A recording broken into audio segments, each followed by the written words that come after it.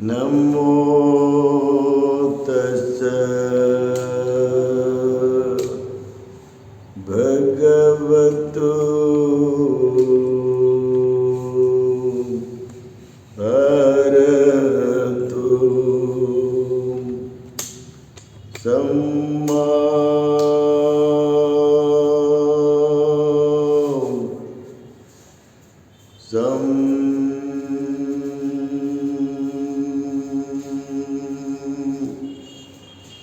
बुद्ध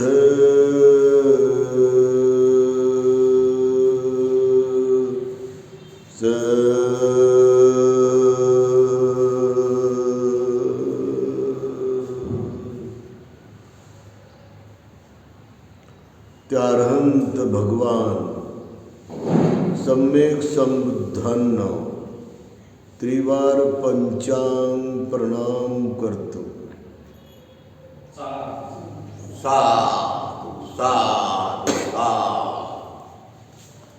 भारत हा देश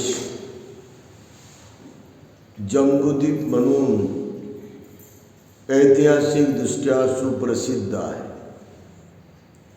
या भारतामध्ये प्रत्येक राज्यामध्ये, प्रत्येक जनपदामध्ये, प्रत्येक जिल्ह्यामध्ये, प्रत्येक तालुक्यामध्ये आणि प्रत्येक नगर आणि महानगरामध्ये व ग्रामपंचायतच्या परिसरामध्ये भिक्खू संघ हा धम्मचारिका करत होता.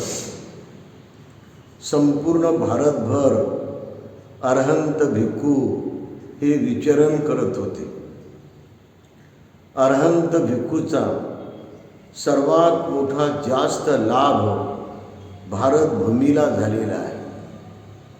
त्यामुळे भारतभूमी सम्यक संबुद्ध अरहंत झाल्यामुळे त्यांचा भिक्खू संघसुद्धा त्यांच्यासारखा हे अनुकरण करून, आचरण करून त्यांच्यासारखा अरहंत झालेला आहे.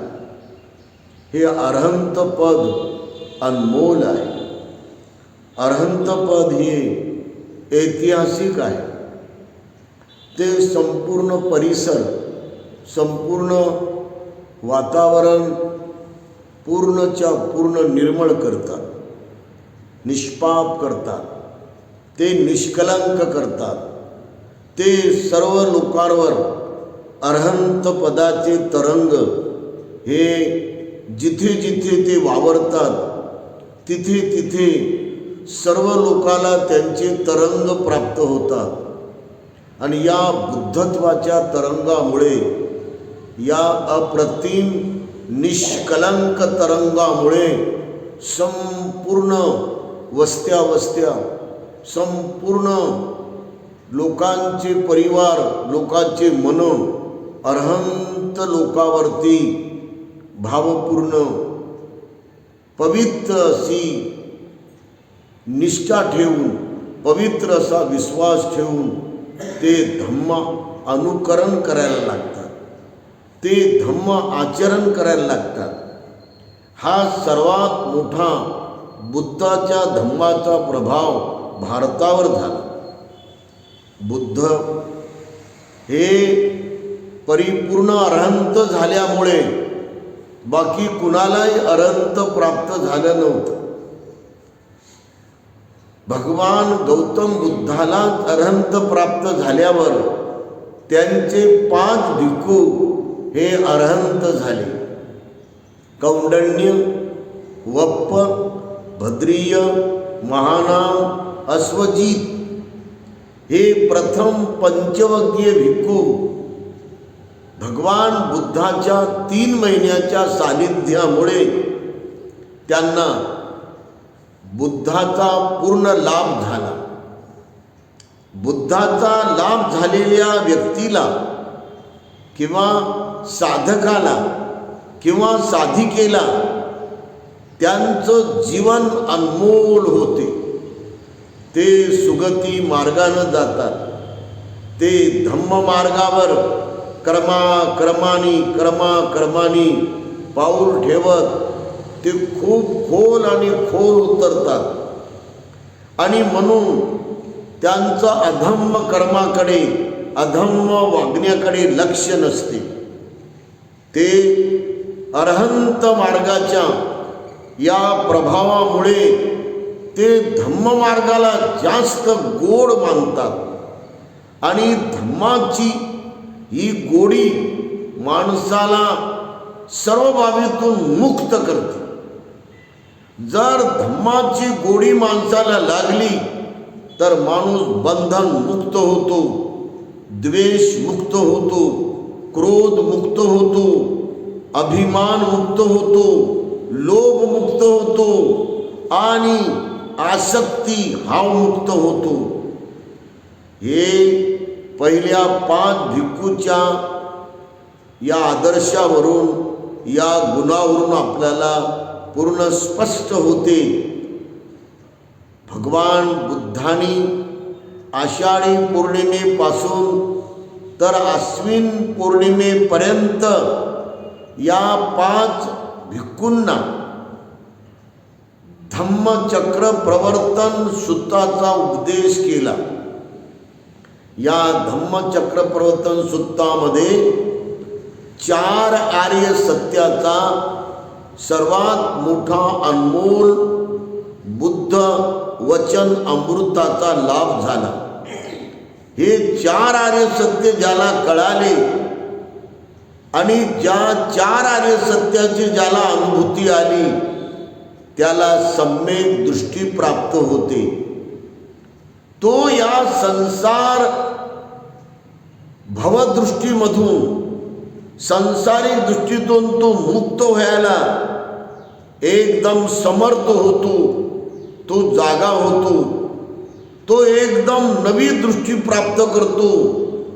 त्या दृष्टीला धम्मचक्षु म्हणतात.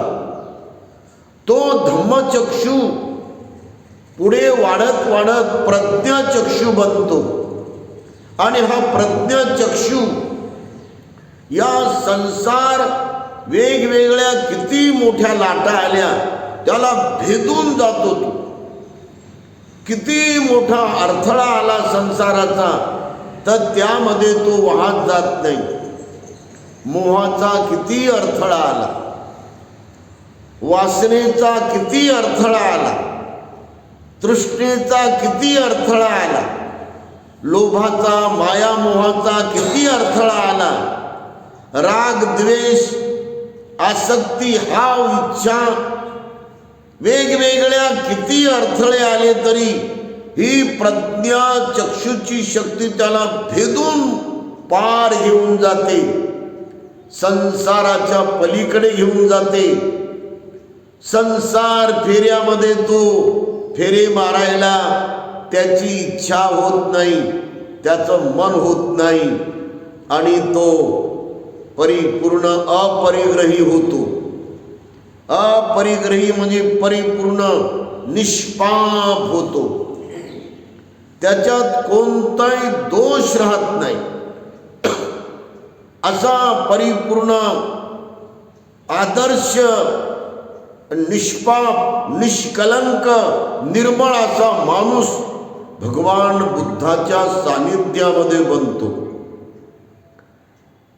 हे 5 अनंत जेव्हा भगवान बुद्धाला हात जोडून गुडघ्यावर बसून म्हणाले, आता आम्ही आपली आज्ञा घेतो, तर भगवान बुद्धांनी त्यांना आदेश दिला, चरत भिक्खवे चारिकं बहुजन हिताय बहुजन सुखाय अताय हिताय सुखाय दे सत्त भिक्खवे आदि कल्याणं मज्ज कल्याणं परियोस कल्याणं सात्तव्यंजनं परिपूर्णं परिशुद्धं ब्रह्मचर्यं पकासे.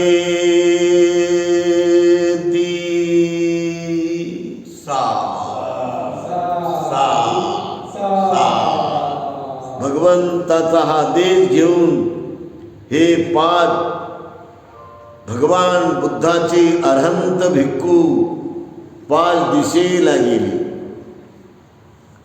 तथागत बुद्ध म्हणाले, एका दिशेला एकटेच जा, 2 जण जाऊ नका.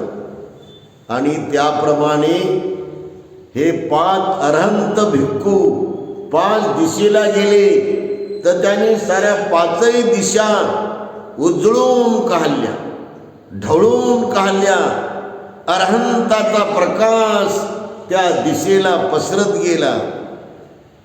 एवढा प्रकाश प्रभावी असतो की लोक त्यांच्या वेगवेगळ्या हालचालीला पाहून एकदम आकर्षित होतात. अरहंताची प्रत्येक ॲक्शन, प्रत्येक कर्म, प्रत्येक हालचाल ही लोकाला प्रभाव टाकून जाते.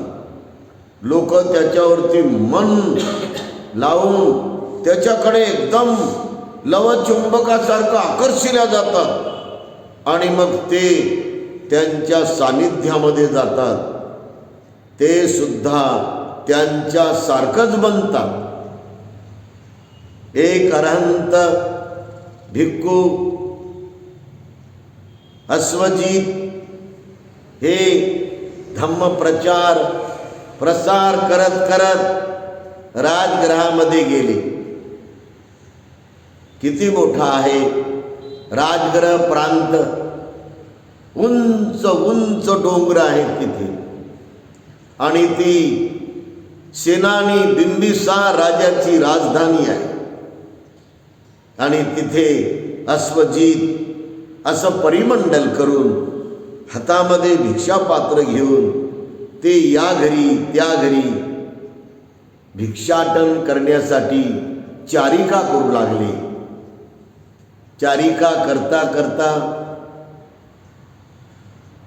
एक अत्यंत बहुश्रुत विद्वान, इंद्रियाच्या पलीकडची ज्याला प्राप्ती झाली असा फार मोठा बुद्धिमान, 3 वेदामध्ये पारंगत, 22 विद्येमध्ये तज्ज्ञ असा ब्राह्मण पुत्र सारीपुत्र हा त्यांच्या मागे हळूहळू गेला. त्यांच्या चेहऱ्यावरले पवित्र भाव आणि तरंग पाहून, निरागस चेहरा पाहून, निरामय चेहरा पाहून आणि निष्पाप ही चेहऱ्याची छटा पाहून, आलोक पाहून तो त्यांच्याकडे खेचल्या गेला. आणि मनातल्या मनात त्यांनी विचार केला की हे एखाद्या चांगल्या मार्गाचे श्रमण भिक्खू आहे, मी यांना सत्य विचारले पाहिजे. आणि मग ते क्रमाक्रमाने पावली त्यांच्या मागं गेले.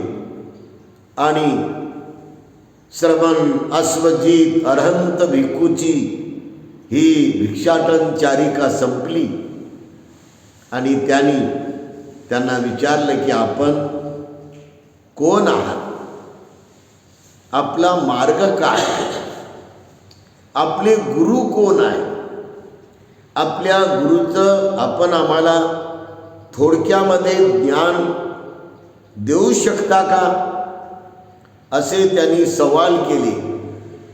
तेव्हा ते अरहंत अश्वजित भिक्खू म्हणाले, माझे गुरु महाश्रमण गौतम बुद्ध आहे आणि त्यांनी दिलेलं ज्ञान मी तुम्हाला देतो.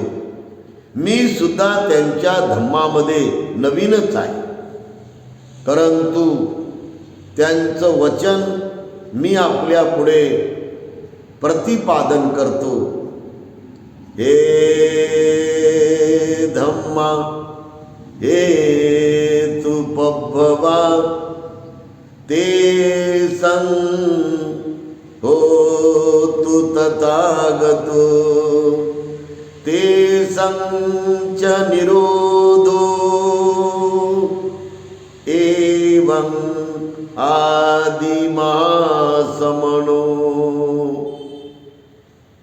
माझ्या गुरुनं असं सांगितलं आहे की जे काही उत्पन्न होते ते नाश पावते, जे निर्माण होते ते नष्ट होते, आणि जे नष्ट होते ते परिपूर्ण आपल्याला सोडून जाते.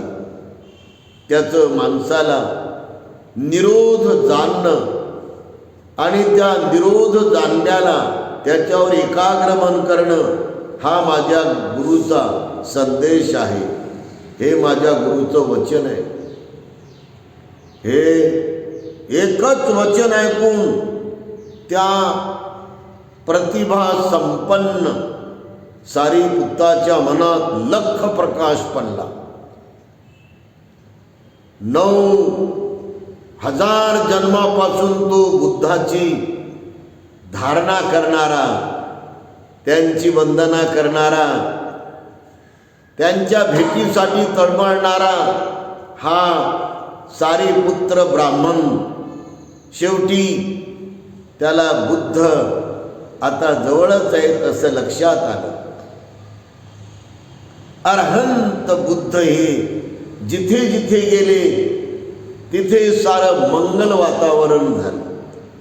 तिथे सारं सुख आणि हिताचे विचार आणि आचार पसरले. सर्वांनी अरहंताच्या सहवासात राहावं, सर्वांनी अरहंताची गोडी घ्यावी, सर्व लोकांनी अरहंताच्या सोबत त्यांची काही वेळ सेवा करावी. त्यांना नाश्ता हवा तर नाश्ता द्यावा, त्यांना पाणी हवं तर पाणी द्यावं, त्यांना भोजन हवं तर भोजन द्यावं. त्या अरहंताला जर चिवर देता आलं तर चिवर द्यावं, अंतर्वासक देता आलं तर अंतर्वासक द्यावं, त्यांना बिछाना देता आला तर बिछाना द्यावा, बसायला आसन, ध्यान करायला आसन द्यावं, आणि त्यांना औषध आपण द्यावं. व याप्रमाणे अरहंताची आपण 4 प्रत्ययानं पूजा करावी. ही पूजा सर्वात श्रेष्ठ पूजा आहे. हे 4 प्रत्यय फार महान पूजेचे प्रतीक आहेत. अरहंताचं दर्शन जर तुम्हाला कुठे झालं नाही, त्या अरहंताच्या जर तुम्हाला धातू मिळाल्या, त्या धातूजवळ, त्या अस्थि धातू, त्या दंत धातू, त्या केश धातू तुम्ही अत्यंत गंभीरपूर्वक जाऊन त्या धातूजवळ बसा, तुम्हाला लाभ होईल, प्रचंड लाभ होईल. जगात तुम्हाला बाकी कुठे लाभ होणार नाही, कोणताही लाभ होणार नाही, परंतु अरहंताजवळ तुम्ही गेलात तर तुम्हाला निश्चितच फार मोठा लाभ होईल. अरहंताच्या अस्थि धातूजवळ तुम्ही जर 1 घंटा, 2 घंटे, 3 घंटे किंवा किती वेळ घालवला तरी तुमचा या जन्माचा जो प्रवास आहे तो पूर्णच्या पूर्ण सुगतीलाच जाईल. आपली दुर्गती टळल असा आपल्याला विश्वास देतो. मी 45 दिवसाच्या शिबिराला गेलो तेव्हा दिल्लीला परत आलो. हे माझं शिबिर कम्मच्च धम्मा हरियाणामध्ये होतं आणि मी तिथे 45 दिवसाचं शिबिर करून जेव्हा दिल्लीला परतलो तर तिथे म्युझियममध्ये भगवंताचे एवढे मोठे एवढाले अस्थि धातू आहेत 3, आणि मी त्या म्युझियममध्ये तिथल्या पोलीस रक्षकाला विचारलं की इथे आम्ही ध्यानाला बसावं का, तर ते म्हणले बसा. म्हटलं लोक इथून चपला घालून जातील, त्यांचा आवाज होईल. नाही म्हणजे आम्ही त्यांना तिकून पाठवतो. आणि मी तिथे जवळजवळ 1.5 घंटा बसलो. 1.5 घंट्यामध्ये माझं मन हे कामवितर्क, रूपवितर्क, शब्दवितर्क, गंधवितर्क, रसवितर्क, स्पर्शवितर्क, मनोविषय वासनावितर्क इकडे गेलं नाही. कामविचार, कामगंध विचार, रूप विचार, शब्द विचार, रस विचार, स्पर्श विचार, मनोविषय वासना विचार इकडे पण गेलं नाही. शंका इकडे गेलं नाही. प्रमाद, डुलकी, सुस्ती इकडे गेलं नाही. साऱ्या विकारातून मी मुक्त झालो आणि मला एवढा लाभ झाला. हे म्हटलं अरहंताचा सहवास, हे धातूचा पण सहवास माणसाला परिपूर्ण मानव जन्म पूर्ण करायला मदत करतो. आणि या जन्मामध्ये फक्त अरहंत हे सर्वात श्रेष्ठ पद आणि सर्वात ऐतिहासिक सुगंधित पद हे अरहंतच आहे. आता मला काल माहीत झालं की आमचे भिक्खू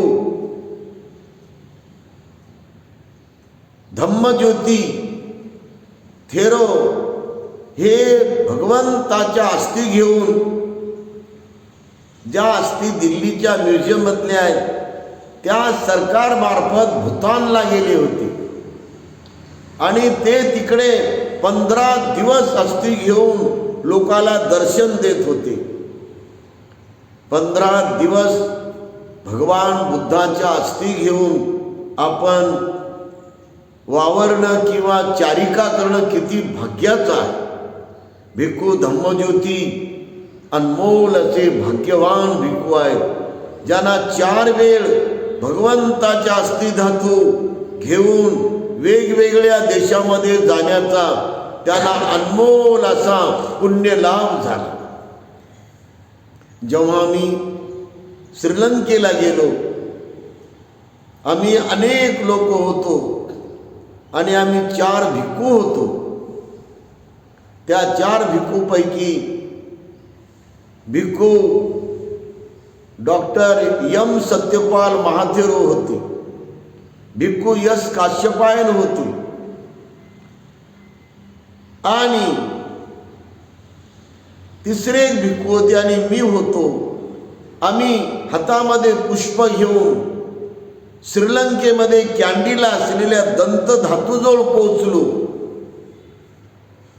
आणि तिथे पुष्प वाहिले आणि त्या दंत धातूच्या बाजूला आम्ही ध्यानस्थ झालो.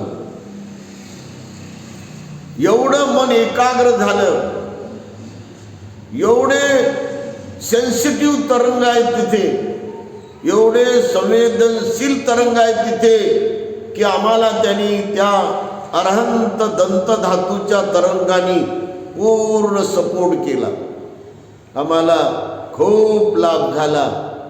मनाची शांती आम्ही तिथे अनुभवली, मनाची स्थिरता आणि स्थितप्रज्ञता आम्ही तिथे अनुभवली.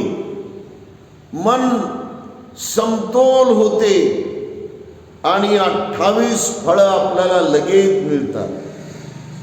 अरहंत धातूजवळ सदैव राहा.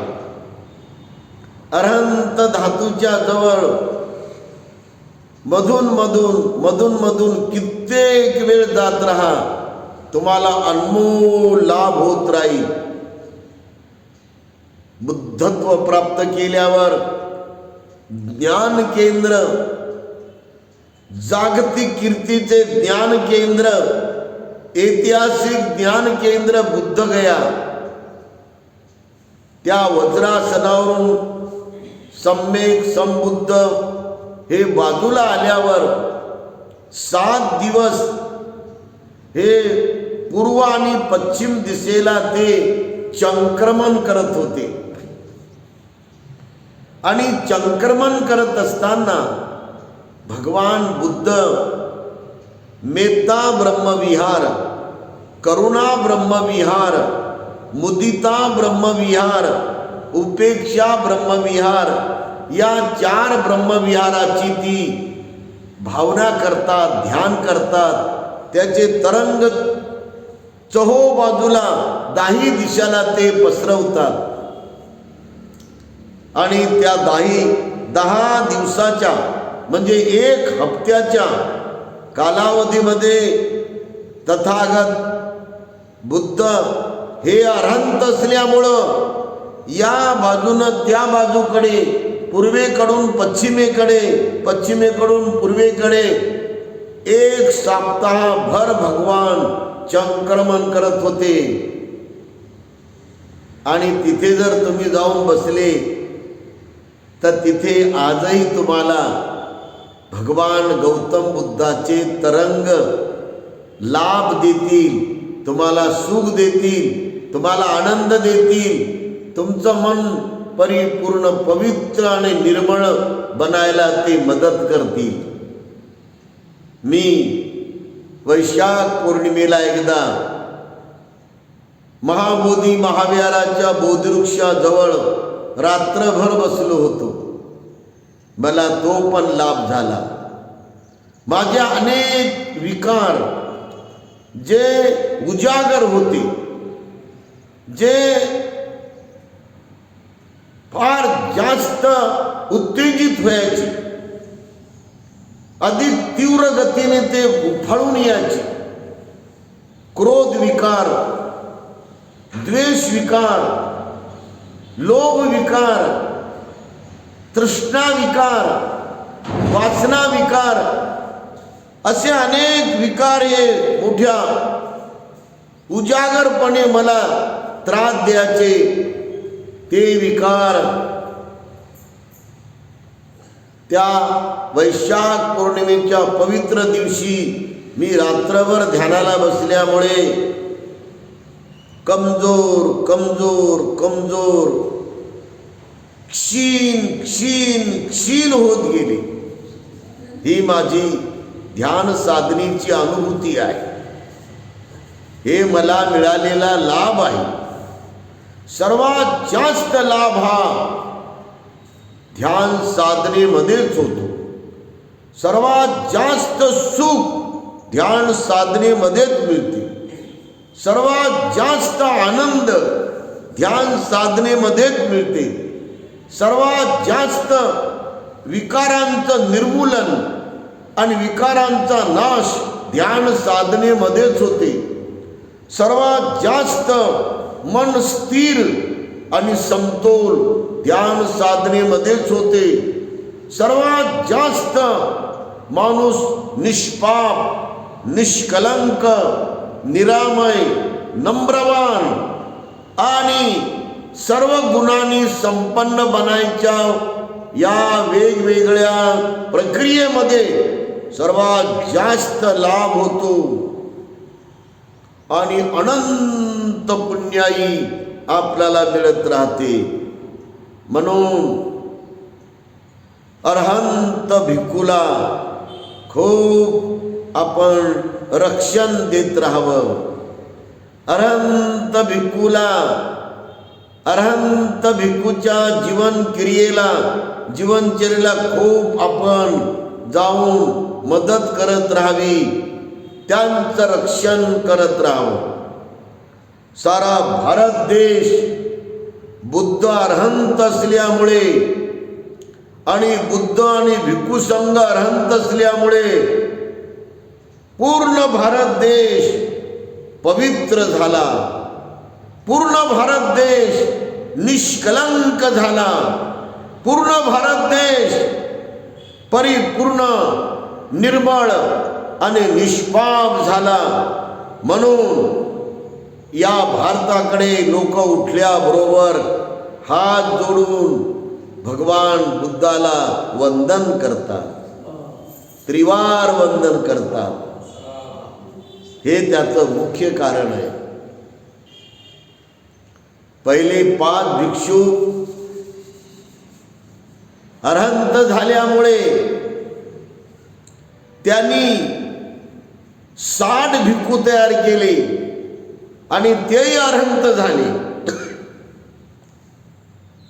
भगवान बुद्धांनी त्या 5 भिक्खू संघाला आदेश दिल्यामुळे बुद्ध भगवान बुद्धगयेवरून परत चालत चालत 350 किलोमीटर हे परत आले सारनाथला.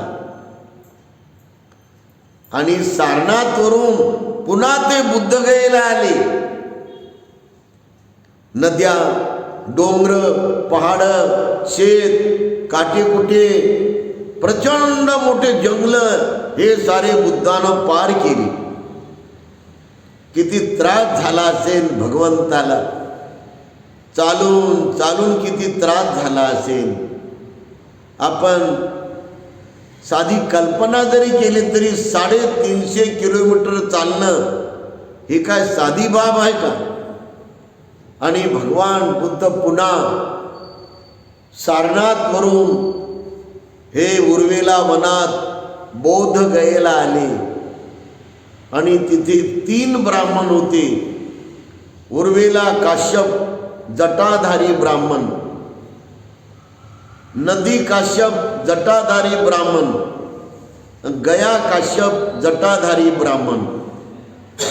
आणि या 3 जटाधारी ब्राह्मण पुत्रावर भगवान बुद्धाचं लक्ष होतं की हे 3 जण कोटी कोटी दुनिया हे अधर्माकडे नेत आहेत. भारतामध्ये कोणताही देव, कोणती देवी, कोणताही ब्रह्मा, कोणताही ब्राह्मण, कोणताही साधू, कोणताही संत, कोणत्याही वेगवेगळ्या आखाड्याचा साधू संत महाराज बुवा हे अरहंत झाला नाही. जे अरहंत झाले नसतात त्यांना परिपूर्ण सत्य ज्ञानाची प्राप्ती होतच नाही. ते परिपूर्ण विकार मुक्त होतच नाही. ते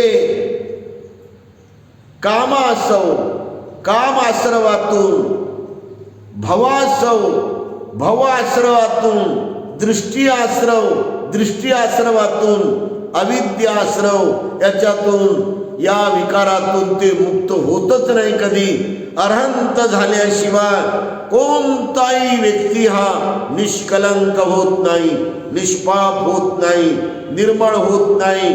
तो खरा परिपूर्ण धम्मप्रचारक होऊ शकत नाही. भगवान बुद्धांनी त्या उर्वेला काश्यप जटाधारी ब्राह्मणाला अवघ्या एका रात्रीमध्ये बदलून टाकलं. ती कथा आणि ते वर्णन महावग्गामध्ये आहे. भगवान बुद्धांनी शेवटी त्याला 22 प्रश्न विचारले, त्याचं उत्तर त्यांनी बराबर दिले नाही. शेवटचा प्रश्न विचारला, तू अरहंत आहेस का? उर्वेला काश्यप जटाधारी ब्राह्मण, तू अरहंत आहेस का? तर तो म्हणला नाही.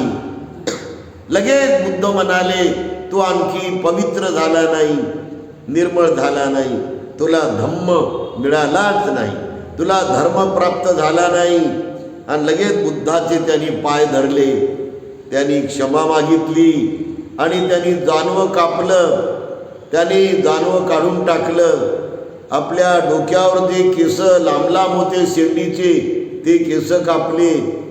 जेवढे त्याचे सोहळे होते सोहळे त्यांनी फेरले, लंगोटे फेकला आणि सारे सोहळे, यज्ञाचे साधन सामुग्री, जानवे हे फाल्गु नदीमध्ये नेऊन फेकले.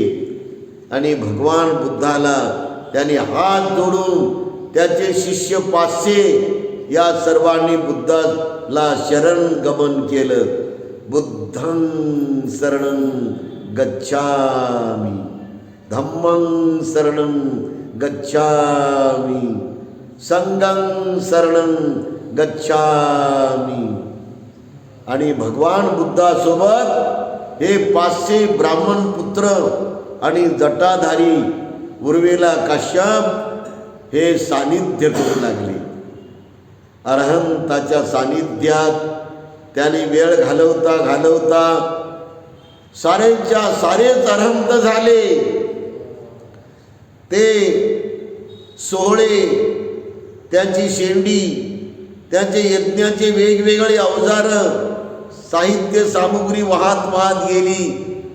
नदीच्या पाण्यामध्ये त्याचा भाऊ हे नदी काश्यप पाहू लागला. अरे म्हणे, हे माझ्या भावाचं सोहळं, हे माझ्या भावाची शेंडी, हे माझ्या भावाचं जानवं, हे माझ्या भावाचं पूर्ण यज्ञ करायचे साधन सामुग्री साहित्य काय झालं म्हणून तो आपल्या शिष्याला घेऊन पळाला पळत. त्याचे 350 शिष्य होते आणि ते पण पळत पळत आले. तर त्याचा भाऊ त्याला दिसला. तर या मोठ्या भावानं उर्वेला काश्यपानं त्याला हाक मारली, ये नदी काश्यप, आपल्याला गुरु भेटला. आणि त्यांनी सुद्धा जानवे तोडले, त्यांनी सोहळे फेडले, त्यांनी शेंड्या कापल्या, त्यांनी यज्ञाची सामुग्री फेकून दिली. ब्राह्मण वैदिक धर्म वेदाचा धर्म त्यांनी फेकून दिला. बुद्धाला ते शरण आले, बुद्धाच्या धम्माला शरण आले, बुद्धाच्या संघाला शरण आले आणि दुःखमुक्त झाले. दुःखमुक्तीसाठी त्यांनी बुद्धाचं अनुसरण केलं आणि ते पण बुद्धाच्या अरहंत सानिध्यामुळं ते अरहंत झाले. आणि गया काश्यप हा गयेला होता.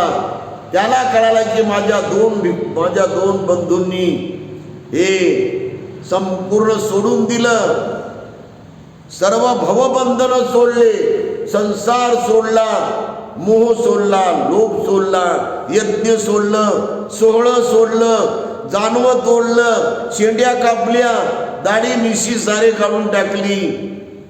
आणि ते पण 150 शिष्यासह नदी काश्यपही भगवान बुद्धाच्या बुद्ध शासनात आला.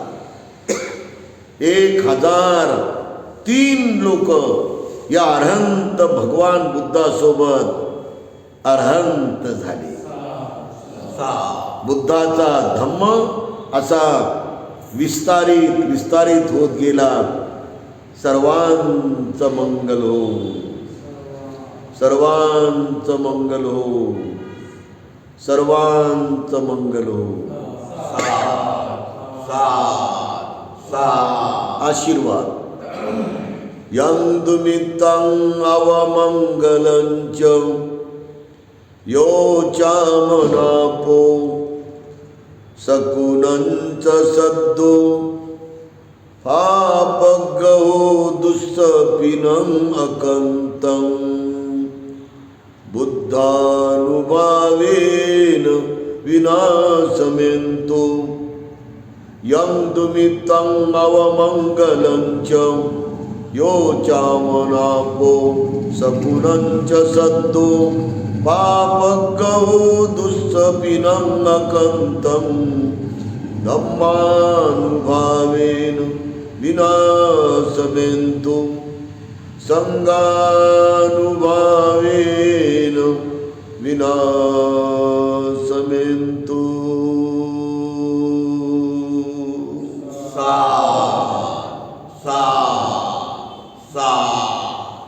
बुद्धं नमामि, धम्मं नमामि,